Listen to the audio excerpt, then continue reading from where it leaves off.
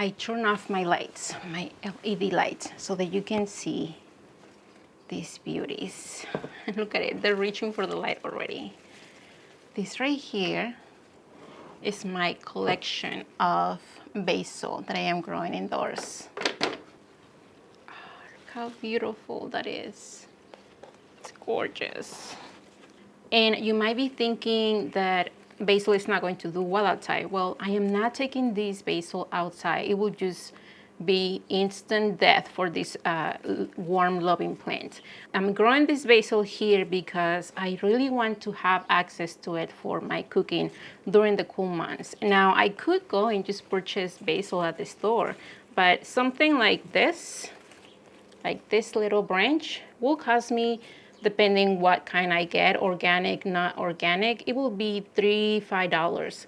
And I really don't want to spend that money. I already have my lights, I already have the seeds, I have the containers that I need.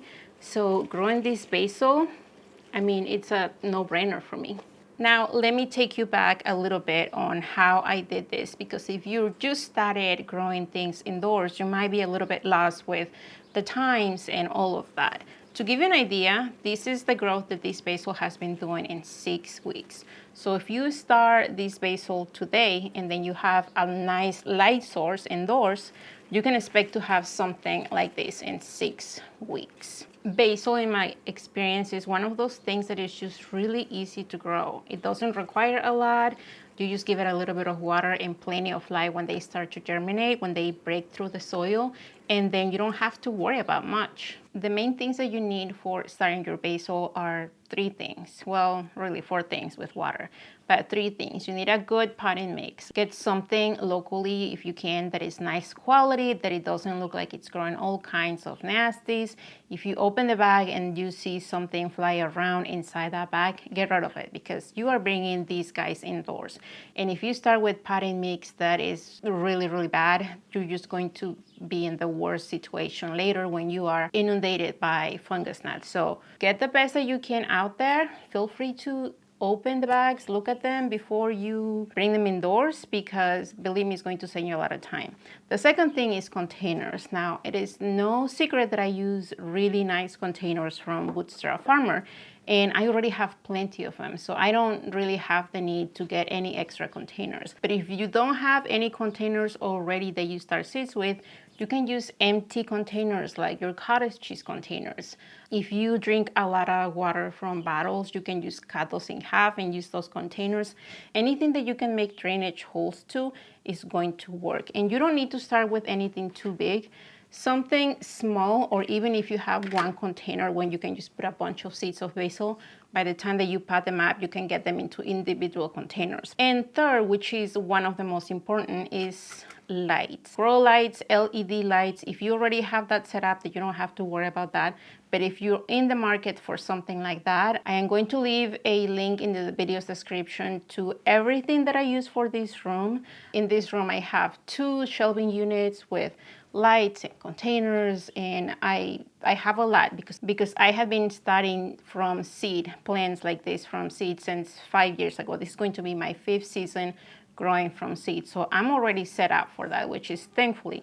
And this is why I can do something like this, and I don't have to really spend anything extra other than the potting mix, obviously. But anything else I already have here. Like I said, I'm going to leave a link to that resource. It's just a blog post that I make so that you can check it out. And if you're new and if you're thinking, I have a south facing window, it gets plenty of light, maybe I can get it to work, my advice will be go for it. Try it and see if it works. If your plants start getting really, really leggy, that's something that you're just going to have to either live with or fix. You can live with it by just having leggy seedlings, or you can fix it by upgrading. And you don't have to get something that is 4 feet long like these LED lights. These are not grow lights. These are cheap LED lights that you get for your garage.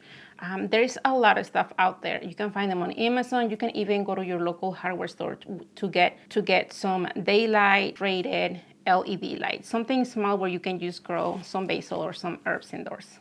I do keep these lights on for most of the day. Right now I have them turned off because the video will be really crazy. These lights are really, really bright and they're a different color than my available light here. But these lights are set on a timer that I have, and they turn on at 7 in the morning and they turn off at 7 at night. So right now they're working for 12 hours, and I mean, here's the proof that they're working. Here's the proof that you can grow your own herbs indoors during the winter. If you don't want to be dealing with anything outside, if you're like me and you were made with tropical skin, the least amount that I spend outside in these temperatures, the better, because I could die outside. So 3 things: potting mix, containers, and lights. And the 4th thing, like I was saying, is water. You're going to have to figure it out. Get a watering can, get a container from the kitchen to get them water. I'm sure that's the easy part. Now, if you are wondering about fertilizer, because I am already using potting mix for growing these seeds, I don't really have to worry really about giving them fertilizer. But if I wanted to, and I did once already for these seedlings, is that I gave them fertilizer, and I'll show you a clip of it of what I use. Now you have to really dilute it, and I use about a quarter of the recommended amount that you will normally use for that fertilizer. I use a quarter of the amount recommended, because the last thing that I want to do is that I don't want to burn my seedlings. Now, if you're wondering, this looks really floppy, it's because I turned off my lights and these guys were like really weak. Plus, it needs a little bit of water. But all these 3 plants were grown at the same time, 6 weeks ago. And the only difference between these 2 is that I have been pinching, I have been harvesting from this guy, and I really wanted to save this guy, but not really making me look good right now for the video. But anyway, hopefully this video inspired you to grow your own basil indoors if you are not thinking about it. Like I said, I know that a lot of people that follow me already have the setup, already have some sort of lights and trays.